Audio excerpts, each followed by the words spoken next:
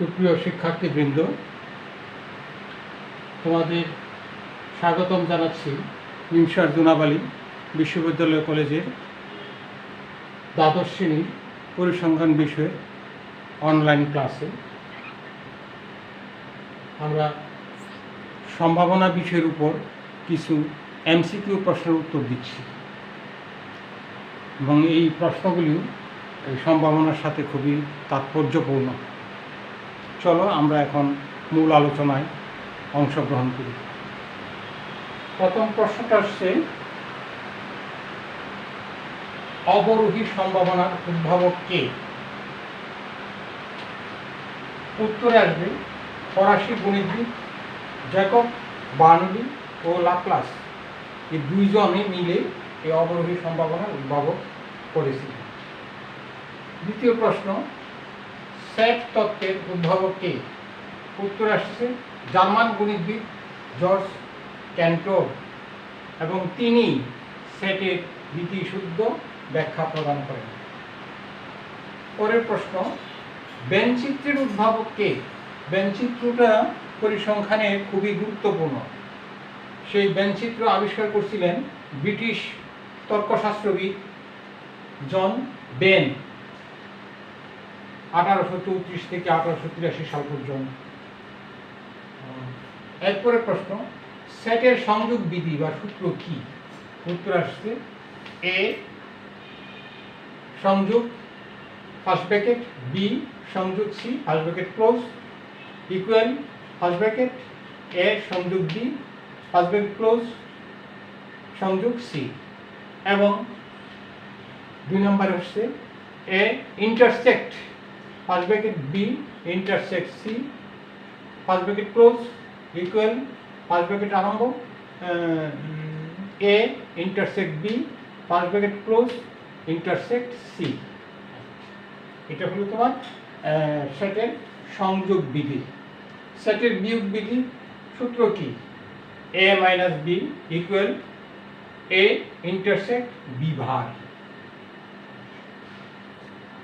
এই প্রশ্নটা most important প্রশ্ন।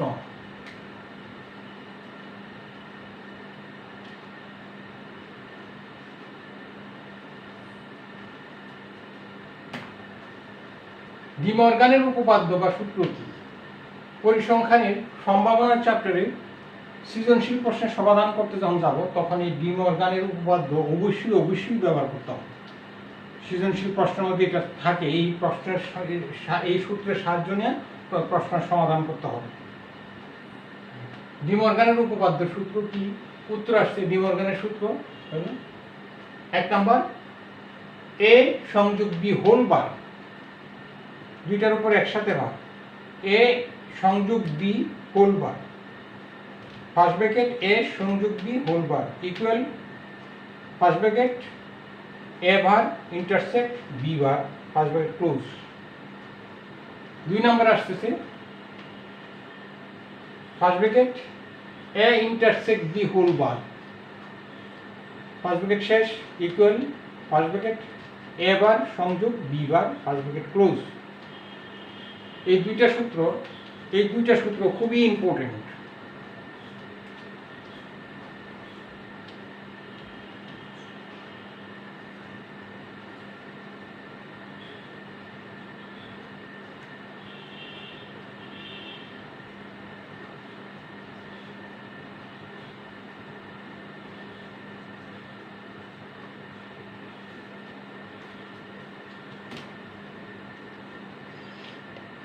নেক্সট প্রশ্ন, আরবি সম্ভাবনার প্রবর্তক কে?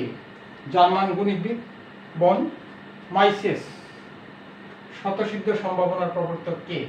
রাশিয়ান গণিতবিদ এ এন কলমোগরভ।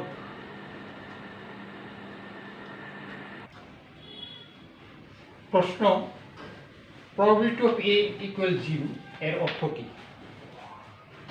উত্তর আসছে আমরা জানি সম্ভাবনা ইকুয়াল অনুকূল ফলাফল বাই মোট ফলাফল। তাহলে এটি, সুতরাং প্রবাবিলিটি অফ এ ইকুয়াল 0, তো প্রবাবিলিটি অফ এ ইকুয়াল 0, তো প্রবাবিলিটি অফ এ এটার মান কত? সম্ভাবনা অনুকূল ফলাফল বাই মোট ফলাফল m/n। এখানে এম হলো এক ঘটনার অনুকূল ফলাফল এবং এন হলো নমুনা ক্ষেত্রের মোট ফলাফল। তাহলে M by N probability of A equal 0, তো প্রবাবিলিটি অফ এ এর মান আসছে এম বাই এন আর 0 তো 0, তাহলে M by N equal 0, cross multiplication করলে এন এর মান আসছে 0, 0 নিচে মনে মনে 1 ধরলে কোনো আর গুণ করলে তখন এম এর মান 0 আসছে। সুতরাং এম ইকুয়াল 0 অর্থাৎ এক ঘটনার অনুকূলে কোনো ফলাফল নেই, অর্থাৎ প্রবাবিলিটি অফ এ ইকুয়াল 0 বলতে আমরা পাই ঘটনা এ একটি অসম্ভব ঘটনা। নেক্সট প্রশ্ন, প্রবাবিলিটি অফ এ ইকুয়াল 1 এর অর্থ কি? সেম উত্তর। আমরা জানি সম্ভাবনা ইকুয়াল অনুকূল ফলাফল বা মোট ফলাফল। সুতরাং probability of A equal 1, probability of A এর মান m by n equal 1, m equal n, অর্থাৎ নমুনা ক্ষেত্রের সবগুলো ফলাফল এই ঘটনার অনুকূলে। অতএব প্রবাবিলিটি অফ এ ইকুয়াল 1 বলতে আমরা পাই নমুনা ক্ষেত্রের সবগুলো ফলাফল এই ঘটনার অনুকূলে, অর্থাৎ এই ঘটনাটি একটি নিশ্চিত ঘটনা।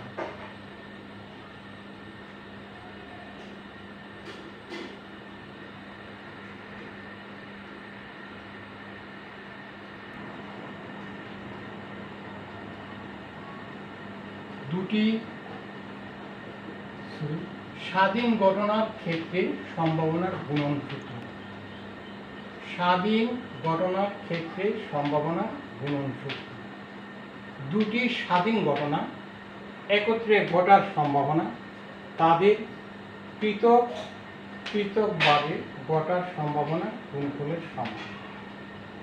অর্থাৎ এ ও বি দুটি স্বাধীন ঘটনা হলে তাদের একত্রে ঘটার সম্ভাবনা probability of A intersect B equal probability of A into probability of B। ডেফিনেশনটা হচ্ছে তাদের একত্রে ঘটা মানে এ বি একসাথে আসবে, এটি হলো probability of A intersect B। এরপর আসছে ইকুয়াল দিয়ে হবে পৃথকভাবে ঘটার সম্ভাবনা গুণফলের সমান। এ একা আসবে, এটার সম্ভাবনা probability of A, আর বি একা আসবে, এর সম্ভাবনা হলো প্রবাবিলিটি অফ বি। এই দুটার গুণফলের সমান probability of A into probability of B. এটাই হলো দুটি স্বাধীন ঘটনা যদি এ বি হয় তাদের গুণন সূত্রটা হবে probability of A B. Probability of A B অর্থাৎ probability of A intersect B একই কথা। প্রবাবিলিটি অফ এ যে কথা, প্রবাবিলিটি অফ এ বি যে কথা, probability of A intersect B একই কথা।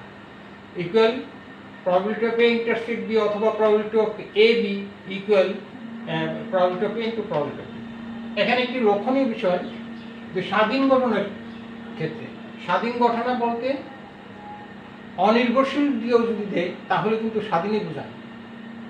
স্বাধীন ঘটনা নির্ভরশীল নয়, দুটি ঘটনা নির্ভরশীল নয়। এখন এখানে স্বাধীন ঘটনার ক্ষেত্রে সম্ভাবনা গুণন সূত্র দিচ্ছে।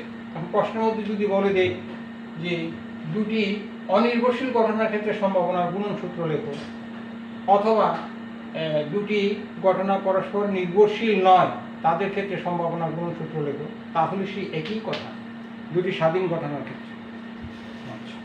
এরপরে আসছে অধীন ঘটনা। স্বাধীন ঘটনার পাশাপাশি অধীন ঘটনার ক্ষেত্রে সম্ভাবনা গুণন সূত্র। দুটি অধীন ঘটনা একত্রে ঘটার সম্ভাবনা তাদের যে কোনো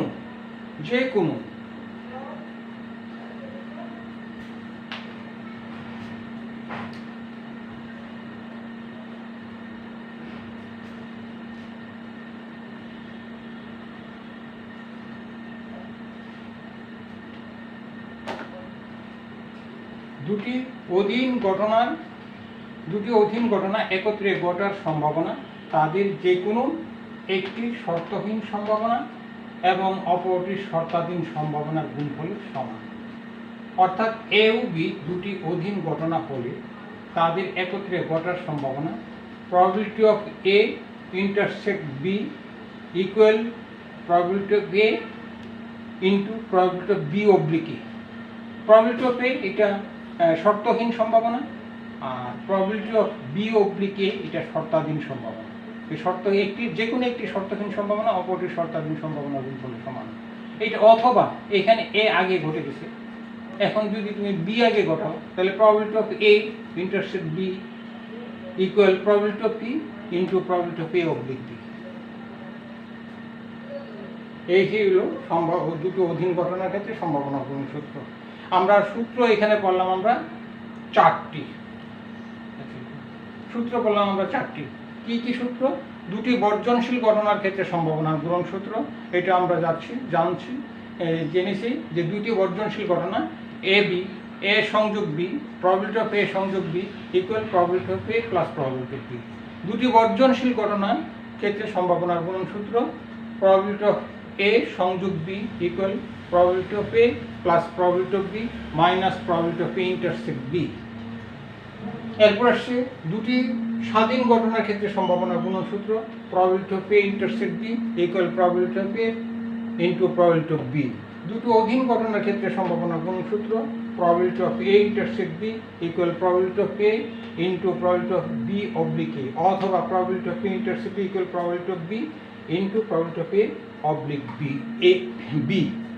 এই হলো সূত্র চারটা। এই চারটা সূত্র খুব ইম্পর্টেন্ট এবং সৃজনশীল প্রশ্নের সমাধান করতে গেলে আমাদের এই চারটা সূত্রের মাধ্যমে করতে হবে। এই চারটা সূত্র সব সময় যেন মনে থাকে। অঙ্ক করতে গেলে আমাদের এই সূত্র বই খুঁজে বের করা সম্ভব হবে না। যখন সৃজনশীল প্রশ্ন আসবে তখন কোন সূত্র দিয়ে করতে হবে, সাথে সাথে এর সূত্র চিনে ফেলতে হবে। তোমাদের আজকে এই পর্যন্তই। তোমাদের সবাইকে ধন্যবাদ। আজকে এই পর্যন্তই। আমি যা পড়াচ্ছি সবগুলি পড়ায় তোমরা বাসায় বসে বসে পড়ে পড়া শেষ করে রাখবে।